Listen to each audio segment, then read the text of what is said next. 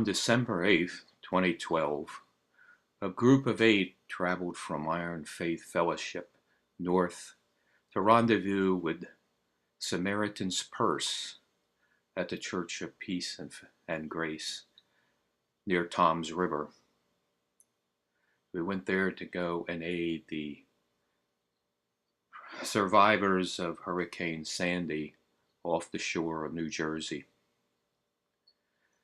After signing a form release to say that we were not crazy for facing some of the dangers they listed and willing to do this, we sat through an orientation of what we could expect and prepared ourselves for the journey out to the area that was hit very hard by the storm. It was a gathering first, prayer, and Debbie stocked up on some energy before we made the journey over there. Members of the crew included Debbie and Jacob,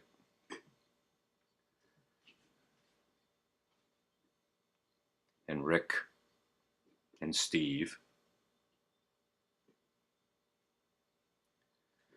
Here we got our orders, our marching orders. We're about ready to go out, meet our group leader, who's in the center here. His name was Charlie. He's with Samaritan's Purse, would tell us what to do. Here is Lloyd and my daughter, Laurel, who went along. We found out they knew each other from the SPCA.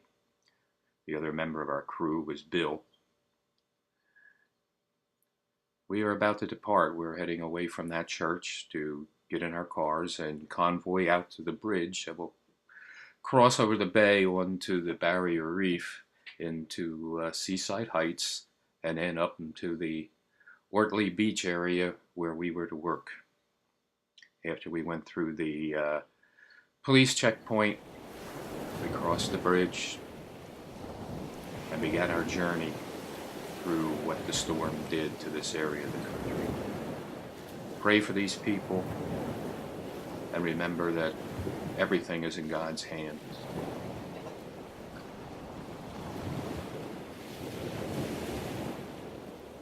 This is on the trip in, and we hope they remain strong. It'll be a long time before they can rebuild.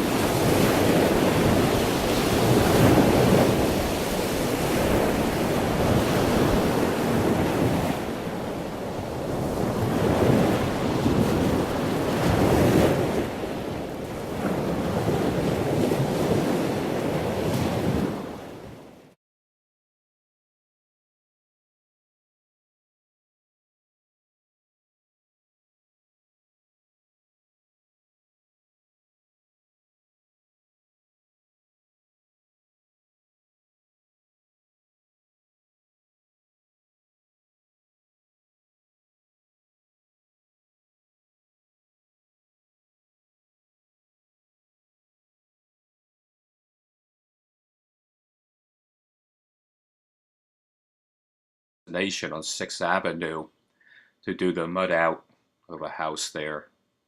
This is how 6th Avenue looked before Sandy rolled ashore. This is how it looked after the storm.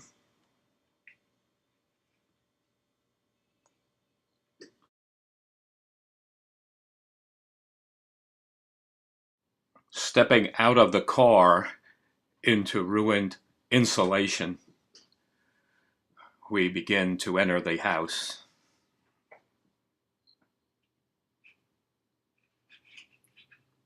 The flag still defiantly stands.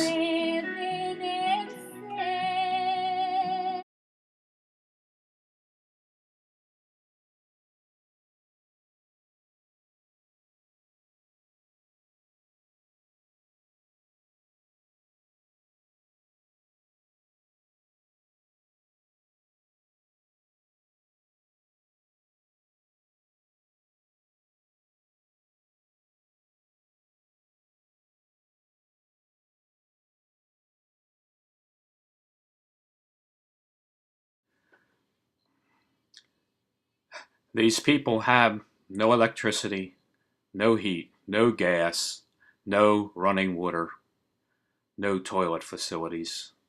Life at its primitive.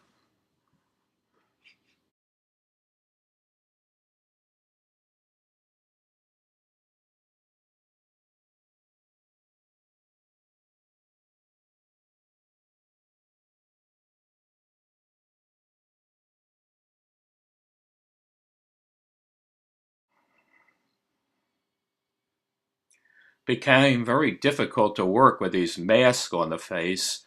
Not only did they make it difficult to breathe, they steamed up your glasses if you wore them. Just to some that might ask, why did this happen to these people? What did they do? I would refer you to Luke 13, 1 to 5.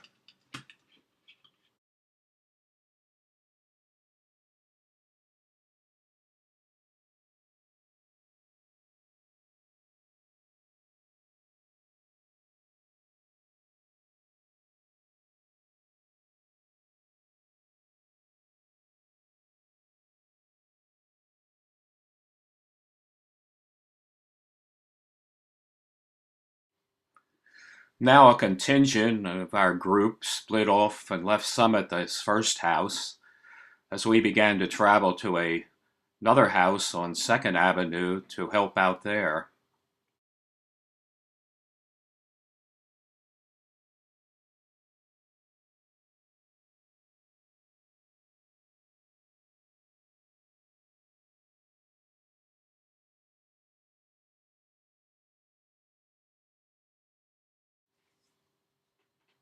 This is how 2nd Avenue looked before the storm hit.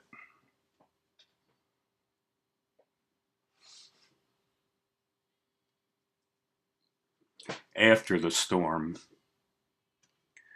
we follow the homeowner into his home, his primary living quarters.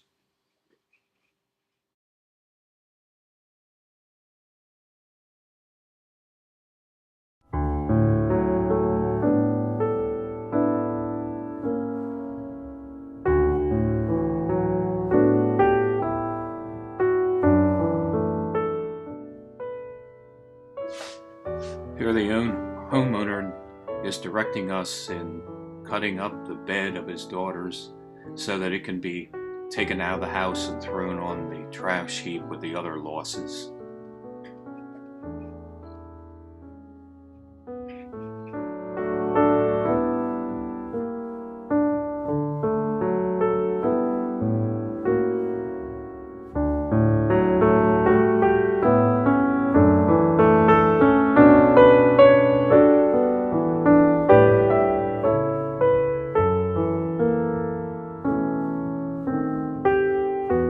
Speaking of salvation, this lady was part of ours. This volunteer of the Salvation Army who came and gave us coffee and hot chocolate and other treats to help us keep up our strength for the work ahead. There she goes on her rounds. Representatives of FEMA showed up to talk to the homeowner briefly before going on their way down the street. Hopefully that FEMA will eventually provide some funds so that some rebuilding can be done. At this point, it has been 41 days since the hurricane struck.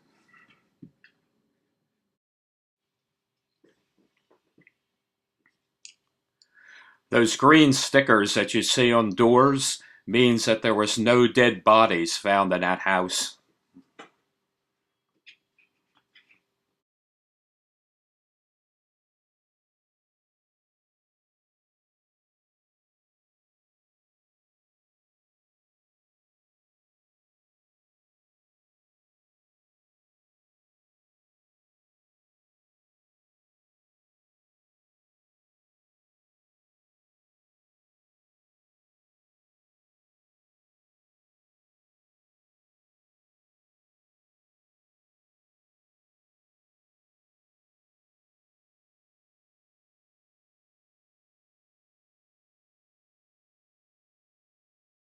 A deli before the storm.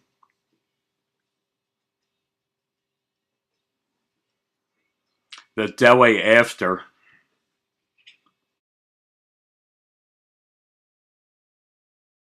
As you watch these streets go by, you should give deep consideration upon the verse Matthew 6, verses 19 to 21.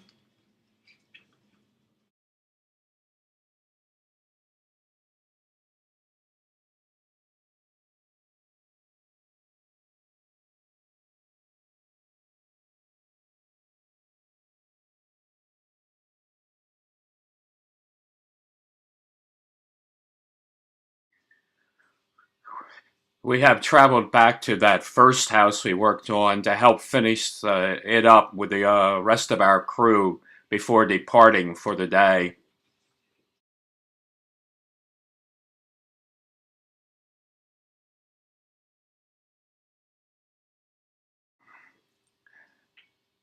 These pictures are taken as we tried to find our way out of this area and back to the roads that would bring us into Delaware again.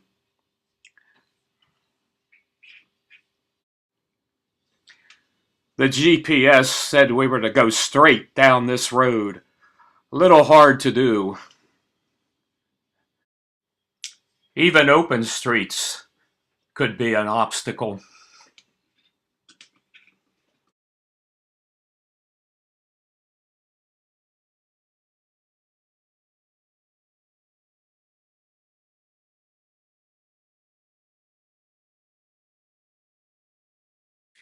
Barnacle Bill's Arcade before the storm.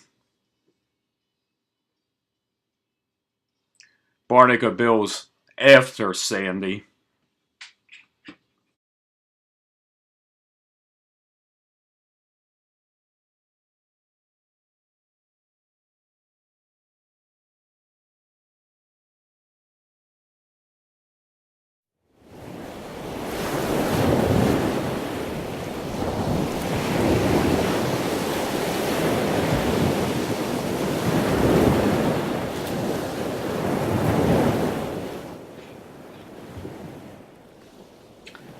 And so pray for these people, and then go ye and be doers of the word.